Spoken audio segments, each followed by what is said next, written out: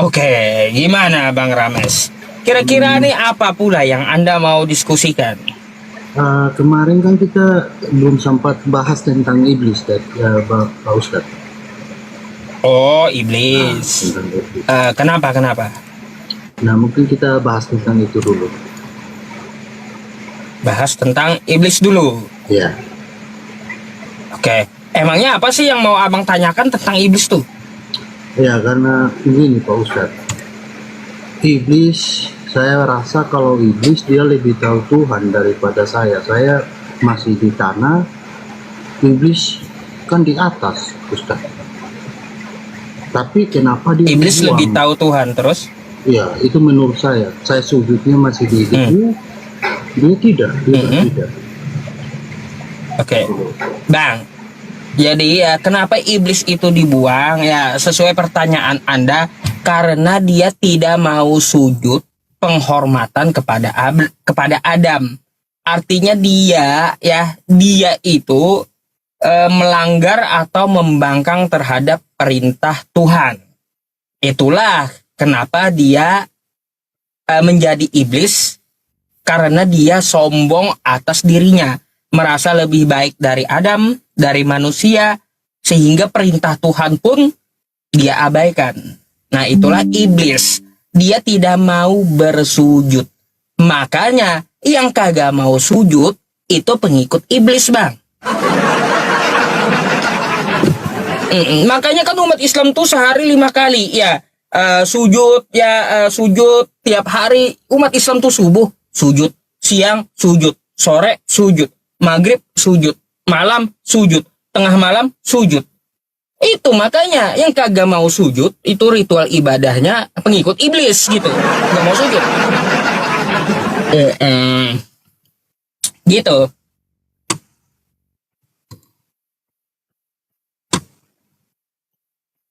Mic-nya Bang. Oh sorry. Tapi iblis tidak menduakan Tuhan kan? Iblis tidak menduakan Tuhan, betul. Nah, bukankah Bang, iblis Tuhannya Ustadz itu pengen? Gini Bang, bentar. Ya. Iblis aja tidak menduakan Tuhan, Bang. Lalu kenapa Anda menigakan Tuhan? Iblis aja, Bang, yang gelarnya iblis tidak mau dia menduakan Tuhan. Lalu kenapa Kristen menigakan Tuhan dalam satu gitu? Jadi Bang, yang menigakan Tuhan ini lebih parah dari iblis. Ya. Kalau tentang meninggalkan Tuhan itu nanti saya akan jawab saja. Saya ingin masuk kepada iblis. Itu menurut Pak Ustadz dia tidak menduakan Tuhan, tapi dia malah kena hukum kekal. Tuhan tadi menurut Pak Ustadz berkatakan Tuhan tidak mau diduakan. Apakah Tuhan yang tidak mau diduakan ini bisa mengajarkan kepada umatnya untuk menduakan pasangannya atau sisi? Bang, kalau menduakan pasangan ya sebelum Islam datang, Daud ya 1000 pasangannya, Salomo 700, Abraham 3, Musa 2. Jadi Islam datang untuk mengatur. Kalaunya masalah pasangan ya itu memang sudah dilakukan oleh para nabi terdahulu. Pasangan itu no problem Bang. Kalaunya masalah poligami pasangan itu ada aturannya. Tapi kalaunya malah poligami Tuhan itu waduh lebih dari iblis Bang. Ya, udah dibilang ya kalau poligami pasangan tuh no problem, ada aturan. Kalau poligami Tuhan itu kurang ajar, lebih dari iblis itu. Ya. Ustadz, gitu. Tentang poligami Tuhan, Pak Ustadz, kalau kita masuk ke sana, Pak Ustadz, nah yang jadi manusia kan firman-Nya, Pak Ustadz. Apapun itu nggak ada di ajaran para nabi dan tidak ada diajarkan Tuhan. Mau konsepnya jadi manusia, sebentar, mau jadi apapun. Saya selesai dulu Pak Ustadz. Yang jadi manusia kan firman-Nya. bagaimana saya bisa tepat percaya kepada Tuhan jika firman-Nya tidak menjelaskan tentang siapa Tuhan itu, Pak Ustaz? Ya, nah, para nabi, Pak Ustaz mengatakan para nabi pun percaya Tuhan lewat firman-Nya. Jika tanpa firman, para nabi tidak bisa dikatakan seorang nabi atau seorang utusan, Pak Ustaz. Bahkan Pak Ustaz tanpa sadari pun Pak Ustaz sudah percaya kepada firman-Nya. Karena dengan firman Tuhan, Pak Ustaz bisa mengenal Tuhan Pak Ustaz. Apakah itu bisa dikatakan menduakan Tuhan, Pak Ustaz? Nah, tentang para nabi, beda konteks. Sebentar, tentang para nabi terdahulu yang tadi Pak Ustaz mengatakan kalau Raja Salomo itu kalau di kita bukan nabi ya, tapi tidak masalah, saya ikuti lagunya Pak Ustaz. Pak Ustaz mengatakan para nabi terdahulu, yaitu Raja Salomo, dia istrinya 700, diundik 300. Nah, kenapa saya nggak demikian, Pak Ustaz?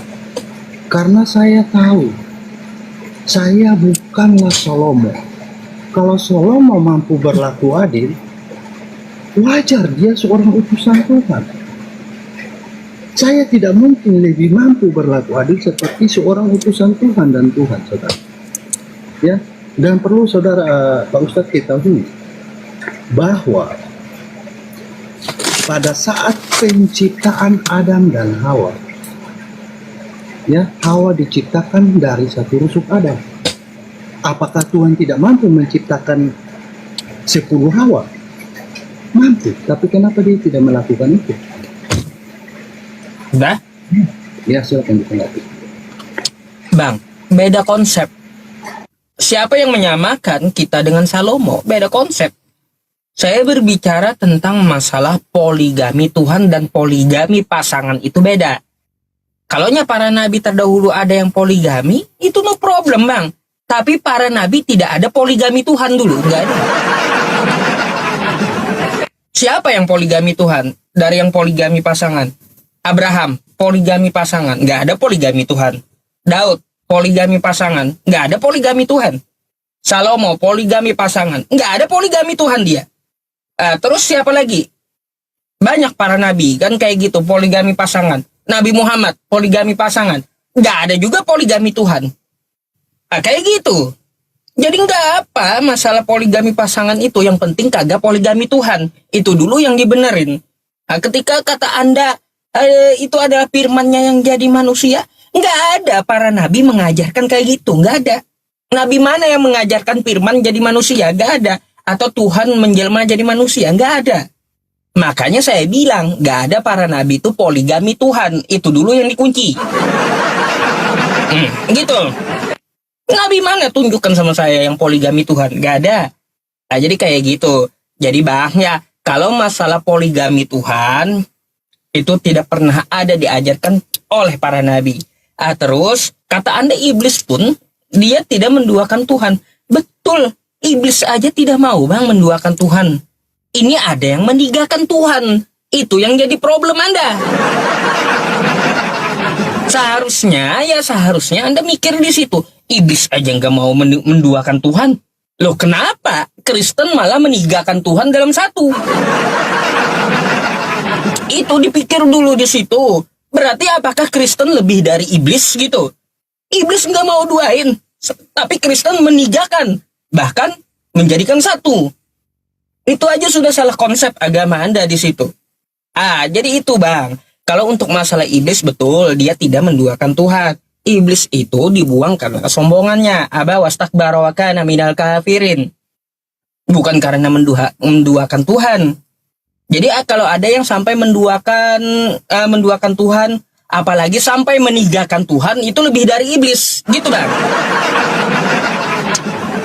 Itu aja dulu. Kalau masalah poligami itu nggak perlu kita permasalahkan. Para nabi, ya, para nabi sudah melakukan. Selain nabi pun juga ada yang melakukan gitu. Jadi bukan tolak ukur masalah poligami itu. Yang jelas jangan sampai mempoligami Tuhan dulu. Itu. Silakan. Ya. Pak Ustadz tadi bilang iblis memang tidak menduakan Tuhan, Pak Ustadz. Pak Ustadz, lupa mungkin ya. Tadi ada perintah di sana kalau tidak saya salah dengar. Sujudlah kepada Adam. Itu kan satu perintah. Berarti yang dilanggar iblis adalah apa? Perintah tersebut. Perintah Tuhan. Berarti firman Tuhan yang dilanggar. Dengan melanggar firman Tuhan, iblis dibuang.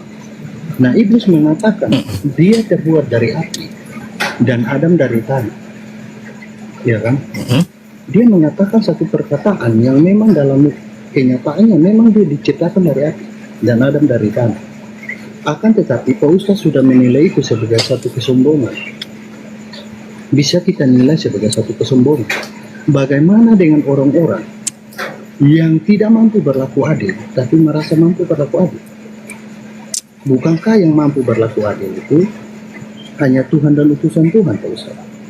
Atau ada manusia biasa yang mampu berlaku adil? Standar dalam Pak Ustadz itu kalau tentang keadilan itu yang mampu berlaku adil itu bagaimana standar? Apakah dia masih tahap berusaha sudah bisa dikatakan berlaku adil? Ataukah seumur hidupnya dia mampu berlaku adil?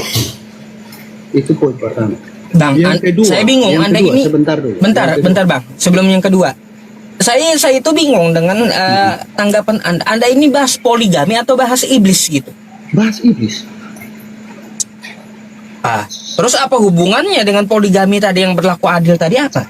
Saya ingin belajar dari supaya tidak bernasib sama seperti iblis, Pak Ustadz. Tadi Pak Ustadz mengatakan bahwa iblis itu kan tidak menduakan Tuhan.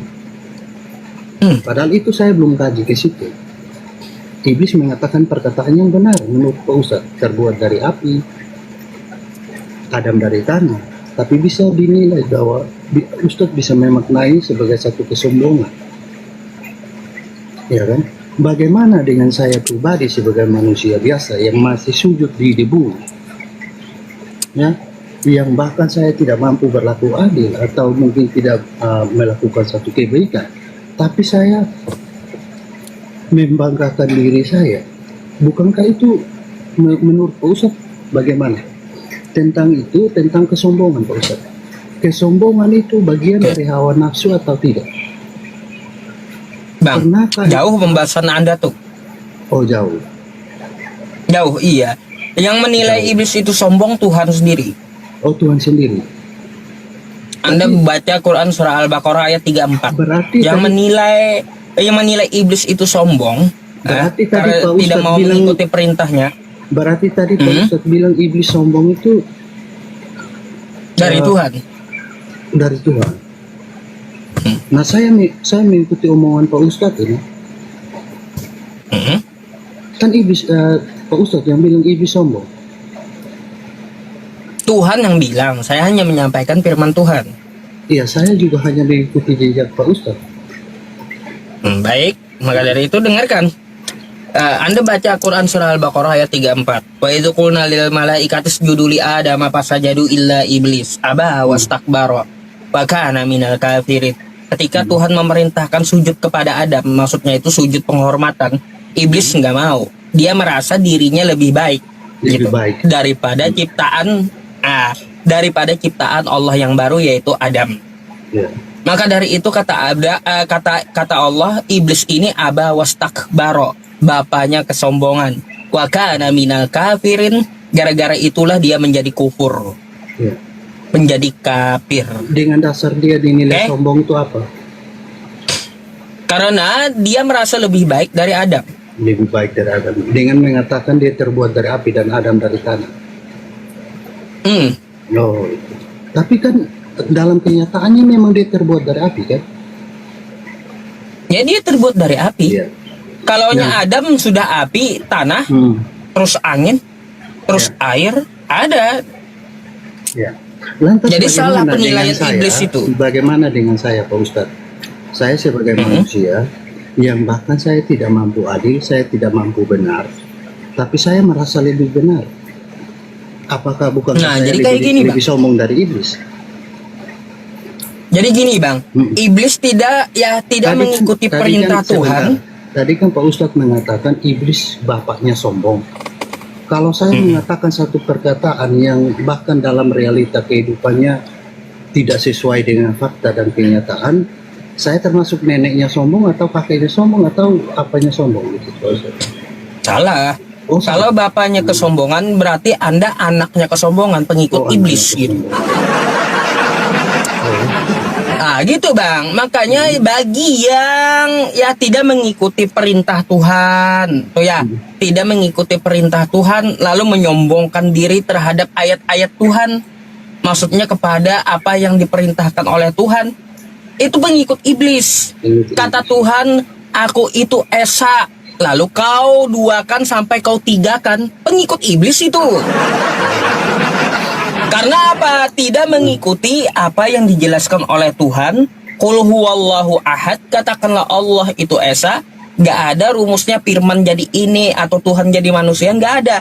Kalau kata Tuhan dia itu esa, jangan kau duakan apalagi sampai kau tigakan. Apabila kau tidak mengikuti apa yang dia katakan, maka kau pengikut iblis, membangkang sama seperti iblis. Artinya apa? Kau juga sombong gitu terhadap ayat-ayat Tuhan. Makanya di ayat Al-Quran kami, Quran surah As-Sajdah ayat 15, innama yu'minu bi ayatina alladzina idza dzukiru biha kharru sujjada wa sabbahu bihamdi rabbihim wa hum la yastakbirun. Apabila para nabi dan orang beriman diperingatkan dengan ayat-ayat Tuhan, dengan ayat-ayat Allah, maka mereka sujud menyungkur, mereka tidak menyombongkan diri. Artinya apa yang dikatakan oleh Tuhan dituruti, bukan dibangkang gitu. Ketika Tuhan mengatakan dia esa, jangan kau duakan apalagi sampai kau tigakan. Kalau kau membangkang, sama kau artinya sombong terhadap ayat Tuhan. Kau pengikut iblis jadinya. Berarti kalau standarnya demikian, saya percaya bahwa Tuhan itu saya percaya kepada firman-Nya, sedangkan di satu sisi saya harus percaya kepada Tuhan. Bagaimana caranya saya supaya tidak menduakan Tuhan tanpa percaya kepada firman-Nya? Kalau saudara mengatakan bahwa itu bagian dari mentigakan Tuhan, bagaimana dengan Musa yang percaya kepada firman Tuhan dan percaya kepada Roh Tuhan? Nabi Musa, dia mengetahui Tuhan karena Tuhan juga berfirman melalui loh batu, kan gitu. Ya, makanya kalau ada 10 hukum Taurat. Kalau dia tidak percaya kepada firman tersebut, apakah dia bisa dibilang dia bisa jadi? Nggak akan nabi? Diangkat jadi nabi dia. Oh, nggak akan. Berarti firman punya kekuatan kan? Nggak akan. Jadi seorang nabi itu mengikuti. Tapi bentar Bang. Jadi seorang nabi itu penyampai. Bentar Bang. Jadi seorang nabi itu dia itu penyampai firman Tuhan, maka apa yang disampaikan Tuhan pasti dia turuti. Kalau dia membangkang dengan firman Tuhan, nggak bisa disebut nabi, tapi disebut pengikut iblis. Nah gitu. Lantas Pak Ustadz, kenapa firman jadi manusia? Kenapa Pak Ustadz mengatakan bahwa saya menduakan Tuhan? Sedangkan di satu sisi saat Musa percaya kepada firman Tuhan, Musa memilih percaya kepada firman Tuhan, Pak Ustadz tidak mengatakan itu sedang menduakan Tuhan. Saat saya memilih percaya kepada firman Tuhan yang menjadi manusia, Pak Ustadz menuduh saya percaya kepada menduakan Tuhan. Baik, Bang, Anda perlu tahu ya, penjelasan Tuhan melalui para nabinya. Nabi manapun, termasuk Yesus, nggak ada firmannya jadi manusia, nggak ada. Oke, Pak Ustadz, mungkin kita Nabi, bentar. Abraham. Tuhan menyampaikan Tuhan itu esa. Nggak ada Tuhan mengajarkan kepada Abraham firman jadi manusia. Makanya nggak ada Abraham mengajarkan firman jadi manusia. Kepada Musa, Tuhan menjelaskan dia esa. Nggak ada dia mengatakan firman jadi manusia. Makanya Nabi Musa nggak pernah mengajarkan firman jadi manusia. Kepada Yesus, dia menyampaikan bahwa, hai Bani Israel, Tuhan Allah kita, Tuhan itu esa. Yesus pun tidak ada mengajarkan firman jadi manusia. Gak ada. Jadi Anda itu bukan mengikuti para nabi, bukan mengikuti Tuhan. Kalau mengatakan firman jadi manusia, tapi Anda memelintir firman Tuhan yang artinya apa? Sombong terhadap ayat-ayat Tuhan.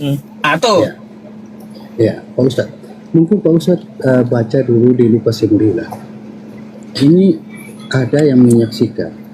Ada Yohanes, ada Yakobus, ya, ada Yesus. Di sini ada Musa dan ada Elia. Jika Musa dan Elia tidak sepakat bahwa firman itu telah menjadi manusia, apakah mereka mau turun begitu, saudara? udah, kau kan pakai Lukas, betul nggak? Apalagi ada suara dari langit, Bang. lagi, Pak Ustaz. Bang, Ada suara lagi. dari Anda pakai langit. Lukas, betul nggak? Ya, sebentar Pak Ustaz. Kita selesaikan satu persatu dulu.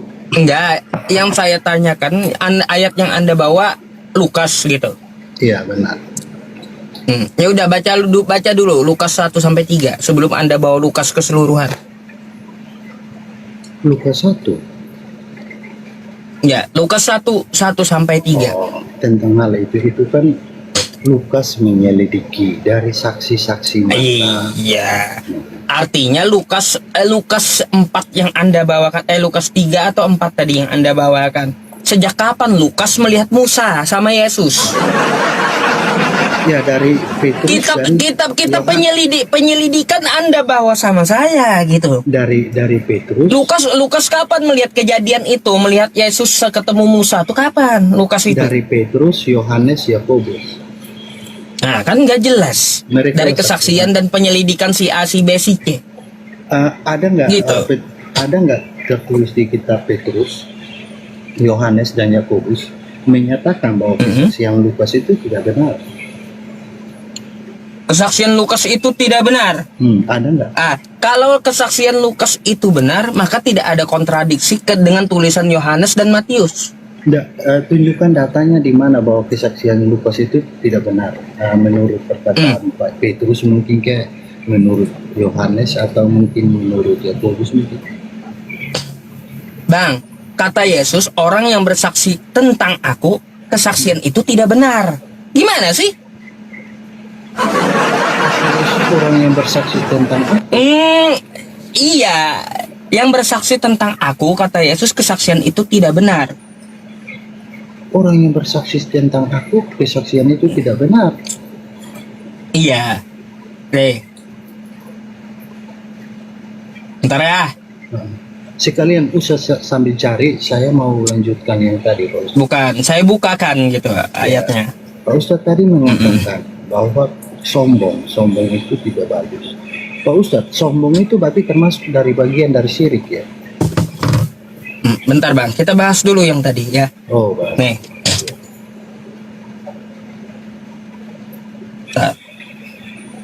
Saya bukakan, bukan ayatnya ini. Ayo. Silakan, Anda mau bahas apa dulu? Enggak, yang tadi tentang yang sombong. Apakah sombong itu termasuk syirik atau tidak? Nih Bang, ya. Bagian dari hawa nafsu tidak sombong itu. Nih Bang, ya. Bentar, jawab Yesus kepada mereka. Katanya, biarpun aku bersaksi tentang diriku sendiri, namun kesaksianku itu benar. Jadi tentang Yesus tuh apa yang diucapkan Yesus yang benar, bukan diucapkan Lukas. Oh, kalau itu mah benar Gimana? adanya. Itu benar sih? adanya. Jadi kalau kalimat kalau Pak tentang Ustaz tadi Yesus, dulu. ingat, bentar. Kalimat Yesus, kalau dia bersaksi tentang dirinya baru itu benar. Kalau dari orang lain, Mana tidak kalimatnya? ada yang benar. Enggak, sebentar. Mana. Saya buka. Enggak ada bilang dari orang lain. Mana kalimat apa ayatnya? Saya buka sekarang. Mana? Nih, Berapa? Yohanes 8 nomor 14. Sebentar saya cari. Yohanes 8 ayat berapa? 14. 14. Kita buka ya, kita lihat apakah seperti yang jawab Yesus kepada mereka, katanya, biarpun aku bersaksi tentang diriku sendiri, namun kesaksianku itu benar, sebab aku tahu dari mana aku datang dan kemana aku pergi, tetapi kamu tidak tahu dari mana aku datang dan kemana aku pergi. Nah, pertanyaan saya, Ustadz, tadi Ustadz bilang kesaksian dari orang lain itu tidak benar. Coba baca 13-nya dulu. Baca 13-nya dulu. Baca yang 13 dulu. Oh, 13. Kata orang-orang Farisi kepadanya, engkau bersaksi tentang dirimu, kesaksianmu itu tidak benar. Dah? Iya.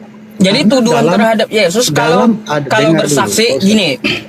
Kalau Yesus bersaksi dituduh orang Farisi tidak benar. Tapi Yesus menyangkal kalau dia bersaksi baru itu benar. Dan Enggak, kesaksianku enggak itu benar. Bukan. Adakah Yesus mengatakan kesaksian dari orang lain itu benar? Nggak ada.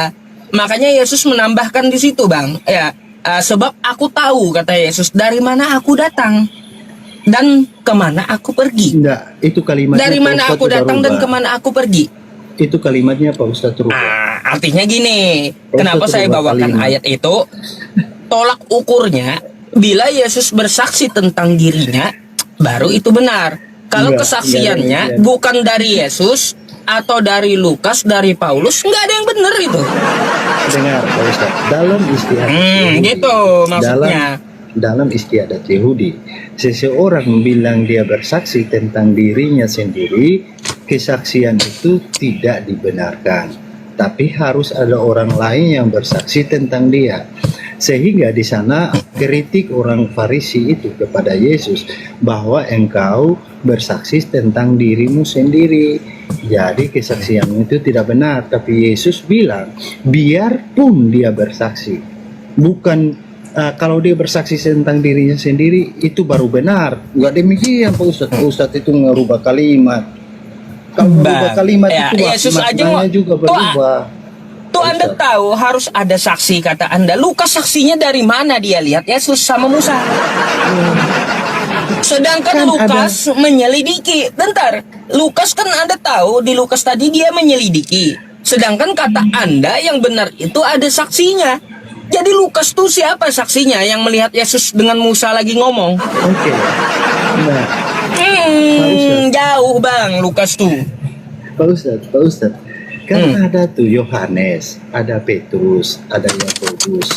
Nah, jika kesaksian Lukas tidak benar, sudah pasti Petrus akan menulis, Lukas kamu menulis salah itu. Saya nggak pernah ketemu Musa dengan Elia bersama Yesus, kok kamu nulisnya gitu?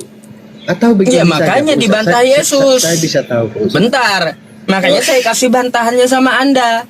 Kalau bersaksi tentang Yesus, kalau Yesus sendiri yang bersaksi baru itu benar, dapat dipercaya. Kalau orang lain, ada nggak jaminan mana? Yesus itu benar? Pak Ustadz Bentar saya tanya sama Anda, ya. Bukan merubah kalimat. Enggak Yesus merubah berkata kalimat. kalau dia bersaksi tentang dirinya, Yesus bilang, baru itu benar. Biarpun berbeda dengan Bang, jika dia bersaksi tentang biarpun dirinya sendiri kalaunya baru orang itu benar. bersaksi, Itu ya. berbeda kalimatnya, Nah. maknanya berbeda. baik.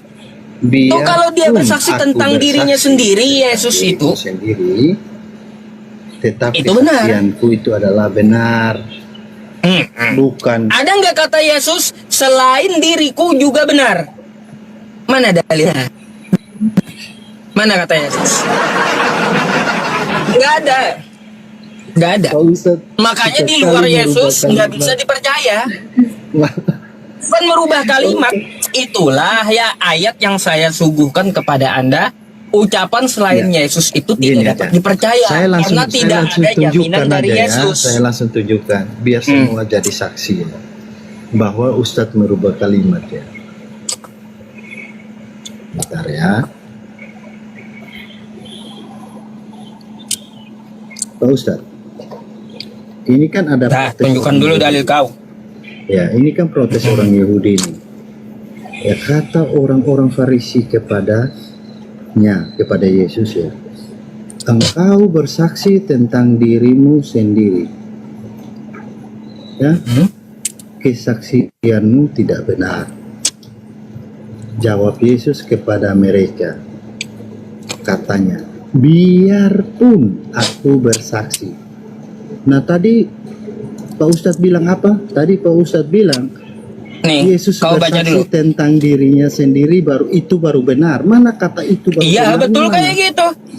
Karena kata Yesus aku tidak memerlukan kesaksian dari manusia, nggak perlu dia. Makanya dia tidak perlu kesaksian Lukas, nggak perlu kesaksian Yohanes atau Matius. Kalau yang berkata tentang Yesus adalah dirinya sendiri baru benar. Karena Yesus tidak perlu kesaksian orang lain. Tuh kata dia. Mana Yesus Makanya ini bilang kau nggak baca, perlu? Bang, Mana ya. Yesus bilang nggak perlu kesaksian Nih ya. orang lain. Mana Nih, kalimatnya? Yohanes 5. Mari ini saya bacakan buat Anda dulu ya. Yohanes 5 nomor 31. Kalau aku bersaksi tentang diriku sendiri, maka kesaksianku itu tidak benar. Ada yang lain bersaksi tentang aku, dan aku tahu bahwa kesaksiannya diberikannya tentang aku adalah benar, kata Yesus. Itu Oke? ada orang lain itu. Kamu telah Ada orang Bentar, lain itu. kamu telah mengirim utusan kepada Yohanes dan ia bersaksi tentang kebenaran. Tapi Yesus menolak kesaksian di luar dia karena dia tidak memerlukan kesaksian dari manusia. Namun aku yang mengatakan hal ini supaya kamu diselamatkan. Ngapain kau ikut Lukas? Makanya kalau Yesus ngomong tentang dirinya ya kesaksiannya itu benar gitu. Kalau di luar Yesus dia nggak perlu kesaksian manusia, kata Yesus. Itu bukan Itu di luar lalu kau bawa Yesus. Lukas sama saya. Itu Yohanes. Lihat, saya baca lagi. Aku bersaksi tentang diriku sendiri dan juga sebentar. Yang tadi Yohanes ayat keberapa ya? Oh, dan di 34. dalam kitab Taurat, Taurat Musa ayat berapa? Yohanes 5 nomor 34. Oh, udah bergeser lagi itu Pak Ustadz. Pak Ustadz ini lompat-lompat. Ya iya, dua yang saya bawa. Makanya kau perhatikan. Pak Ustadz suka lompat. Jadi di luar perkataan Yesus, kita tidak bisa mengambil itu kebenaran gitu. Karena dia tidak perlu kesaksian manusia, itu kata Yesus. Ya, begini, saya berusaha juga. Pasti Pak Ustadz tidak percaya, ya kan Pak Ustadz. Saya ingin tahu nih, Pak Ustadz. Ada satu hal lagi saya ingin ketahui dari Pak Ustadz ya. Apa tuh? Kan Nabi Yunus ini diutus ke kaumnya. Nah, di saya juga ada Nabi Yunus juga, Pak Ustadz. Tapi masalahnya diutus ke bangsa lain, yaitu Niniwe. Nah, diutus ke Niniwe. Lalu? Nah, sehingga dalam perjalanannya itu kan dia dibuang ke laut ya, sehingga dimakan ikan paus. Nah, kalau Pak Ustadz itu Nabi Yunus, kalau boleh saya tahu. Kalaunya Nabi Yunus dalam Islam kah gitu, Bang? Menurut Anda? Hah? Menurut Islam gitu Nabi Yunus.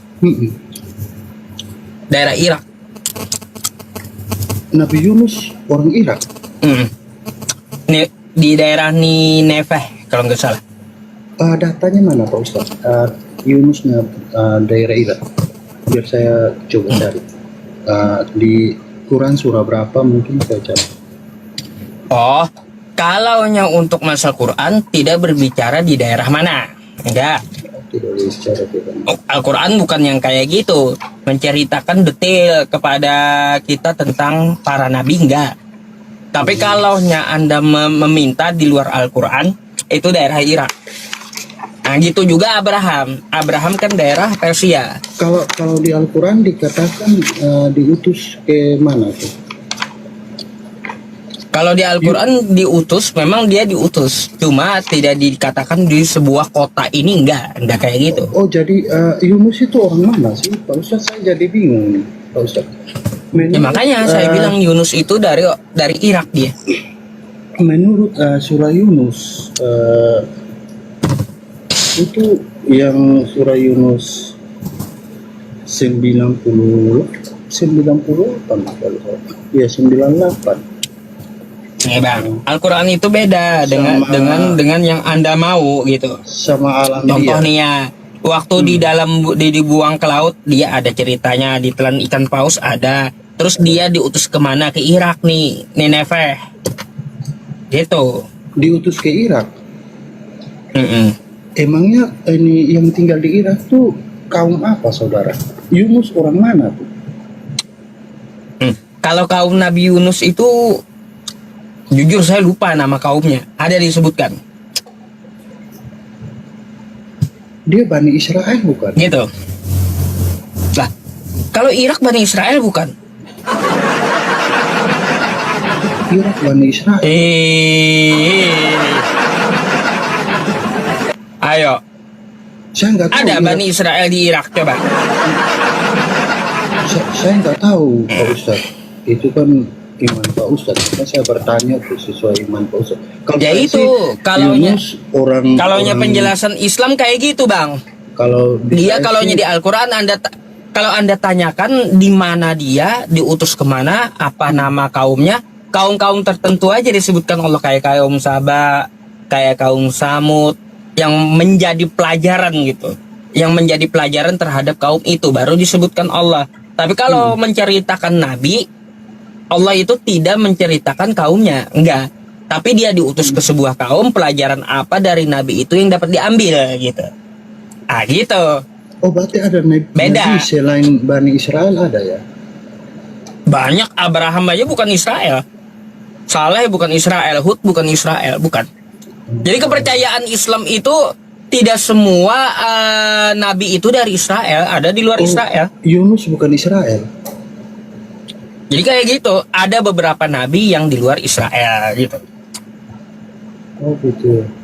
Kalau Yunus orang mana dia, Pak Ustadz?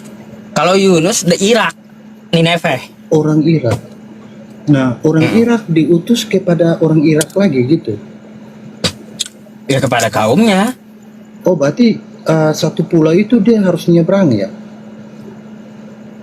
Bukan menyeberangi. Oh, Cerita Nabi Yunus itu berarti lengkap. Saya ada sih kitabnya. ikan pausnya di darat bisa? Otak kau di mana, Bang, ikan paus di darat? Sejak kapan lo ikan paus di darat? Ini kacau, Abang, ini cara mikirnya. Enggak, dia ditelan ikan paus nggak sih Pak Ustadz? Gini aja ya, kalau kau mau saya kasih linknya tentang Siap, masalah siap. Nabi Yunus. Siap. Ya, kayak gini aja. Nih nanti saya kasih linknya. Nambah Nabi Yunus penjelasannya dalam Al-Quran kan Iya, kayak iya. gitu. Nih surah-surahnya, Catat, ya. sedikit literasinya. Ah, nih ada nih nabi-nabi yang kemudian dan kami telah memberikan wahyu pula. Kepada siapa nih? Ada semuanya.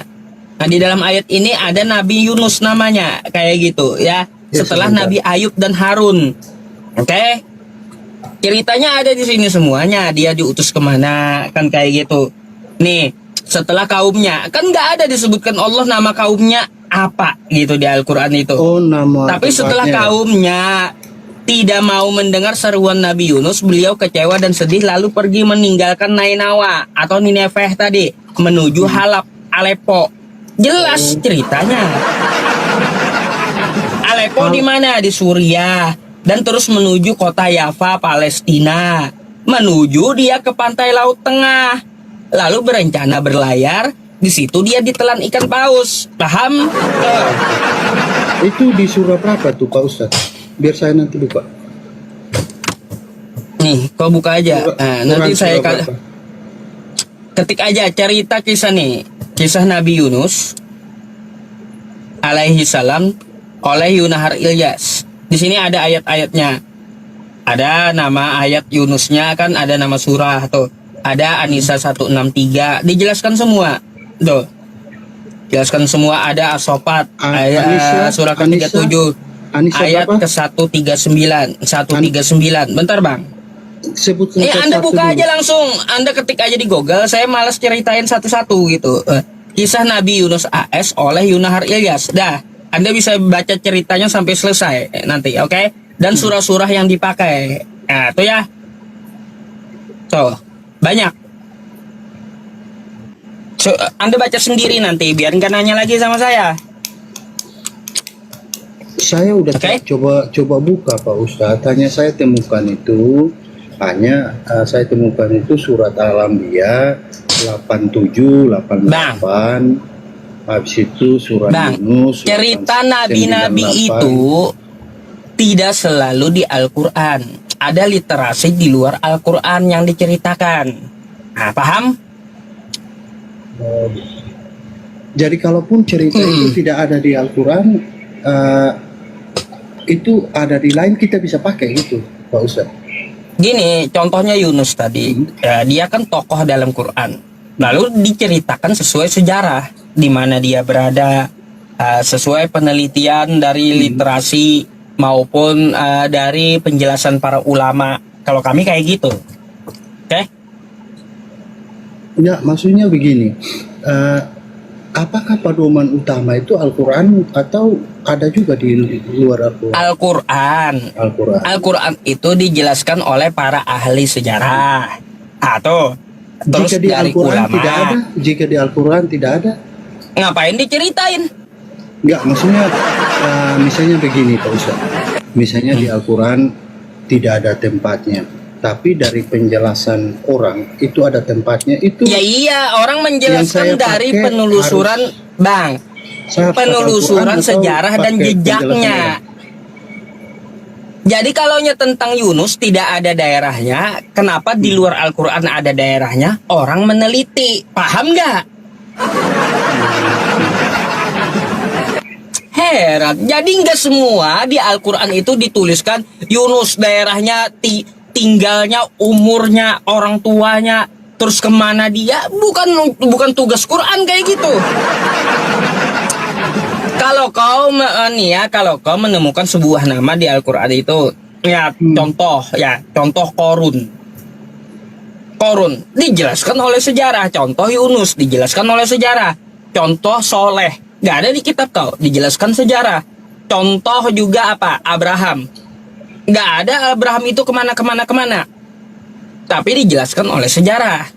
Nggak kayak gitu, kayak nggak satu-satu disebutkan Quran, nggak. Iya, maksudnya pedoman utamanya yang mana nih Pak Ustaz? Pedoman utamanya Al-Quran, rujukannya Al-Quran, dijelaskan oleh sejarah, paham? Paham nggak?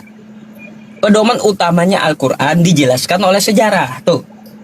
Berarti penjelasan bisa melampaui Al-Quran, nggak masalah? Atau masalah? Nggak ada penjelasan melampaui Al-Quran, nggak pernah ada. Kalau misalnya di Al-Quran nggak disebut namanya, tapi di penjelasan disebut namanya.